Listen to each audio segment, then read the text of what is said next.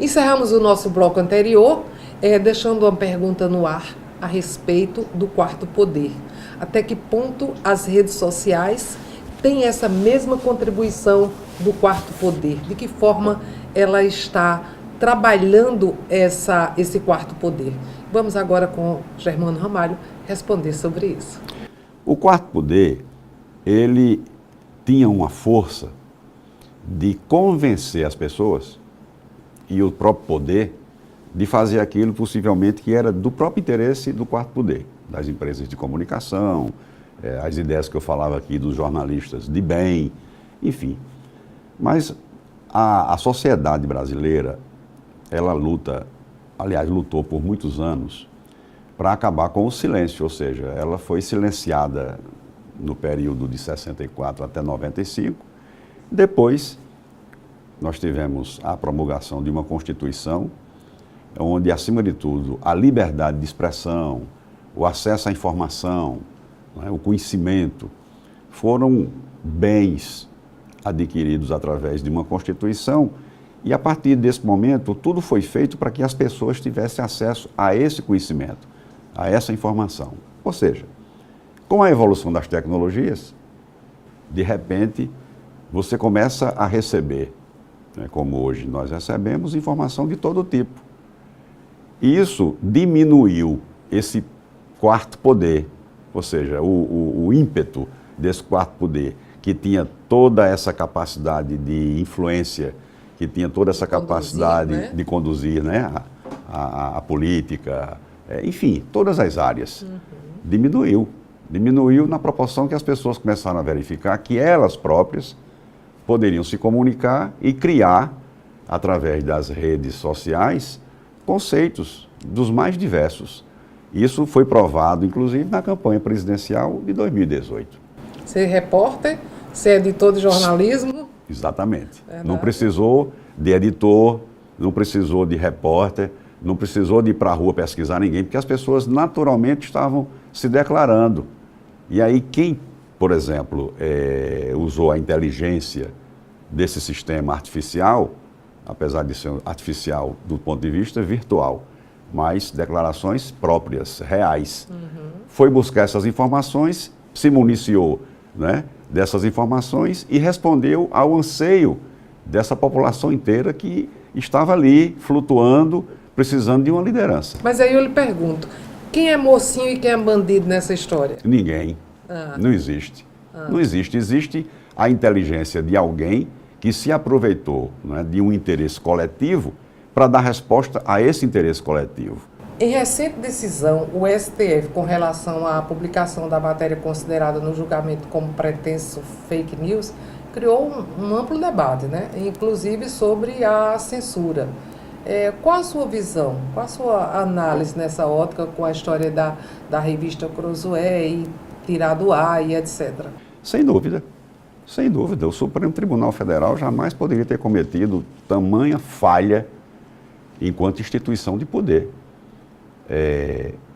Eu acho que equivocou-se completamente o presidente do Supremo Tribunal Federal.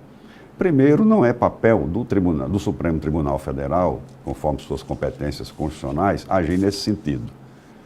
Na realidade, quem se sentir atingido por uma notícia falsa, por um fake news, quem se sentir, inclusive, vilipendiado, ferido moralmente, assediado por uma informação falsa, procura a justiça. Lamentavelmente, o papel do Supremo ele é contestado a partir do momento em que a preocupação da direção do Supremo foi com relação a fake news que atingem o Supremo ou pessoas do Supremo.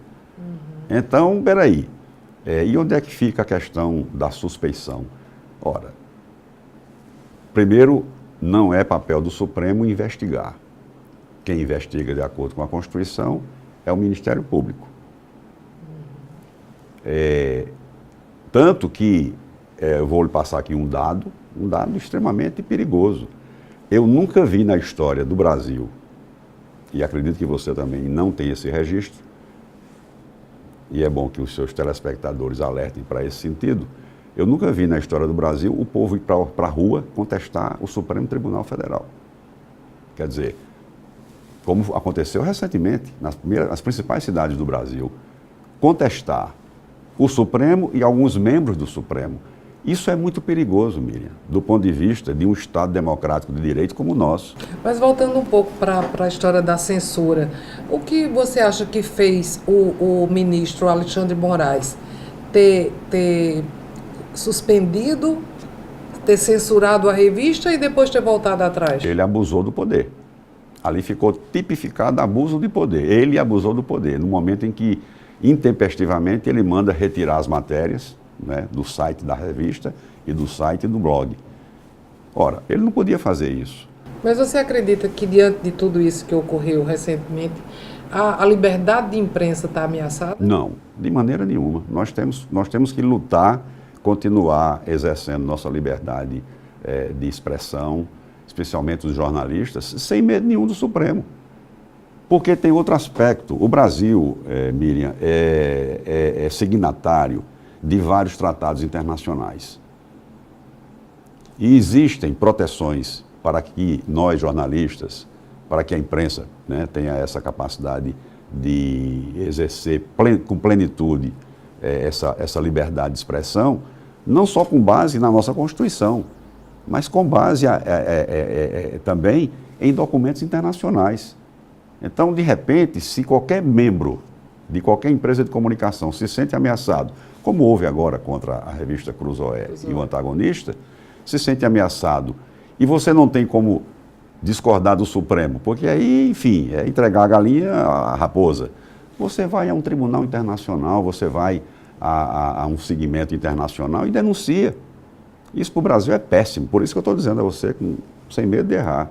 Eu fiquei muito preocupado com essa postura, porque eu sou professor de Direito Constitucional e, de repente, não é esse o papel do Supremo. No Brasil, a Constituição estabeleceu um sistema de equilíbrio entre os poderes, definindo os papéis de cada um órgão. Diante das últimas situações ocorridas, está havendo a desestruturação institucional no Brasil? Não, acredito que não. E você traz um assunto também, como os outros, de uma forma muito profunda. Primeiro, é preciso a gente dizer às pessoas que estão nos acompanhando que, na Constituição Federal, nós temos 3 poderes. O poder legislativo, o poder executivo e o poder judiciário, cada qual com suas competências definidas, inclusive, na própria Constituição. Não está havendo desestruturação de nenhum deles. Infelizmente, e aí entra um aspecto, não sei se você vai concordar comigo, que talvez nós sejamos culpados, de certa forma, porque a gente tem pouca preocupação nas eleições dos nossos representantes parlamentares.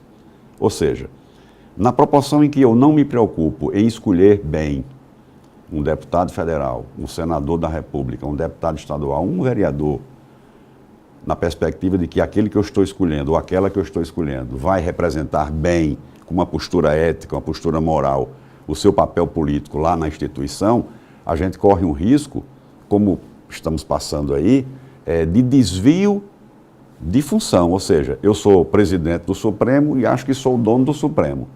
O Supremo que não tem dono, o dono é o povo, né?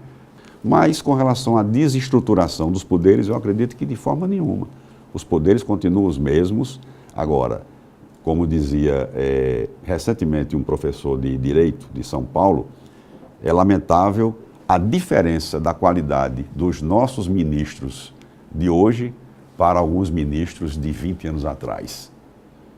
Ou seja, a diferença do ponto de vista do pensar, da forma de agir, até do próprio comportamento. Porque você não vê na história, não localiza na história, fatos inusitados que estão acontecendo hoje, como essas denúncias contra ministros do Supremo. Alguns deles, né? Não todos, porque nós temos bons ministros no Supremo, pessoas muito sérias. Recentemente, o governo Bolsonaro decretou o fim da Faculdade de Filosofia e Sociologia. O objetivo é focar em áreas que gerem retorno imediato. Isso saiu, inclusive, na revista Fórum, que já transcreveu do Twitter. O ministro da Educação acredita que tem que ter áreas com retorno imediato, como veterinária e engenharia. Qual a análise que você faz como especialista em educação dessa decisão do Ministério? Outra coisa, a massa crítica do país já anda meio cingida. Não ficaria mutilada pela falta de ciências que ajuda o homem a entender a sociedade e a pensar, fazer parte dessa massa crítica? Mas essa resposta você vai dar no nosso último bloco, após o nosso pequeno intervalo. Voltamos daqui a pouquinho, não saia daí, tem mais Germano Ramalho.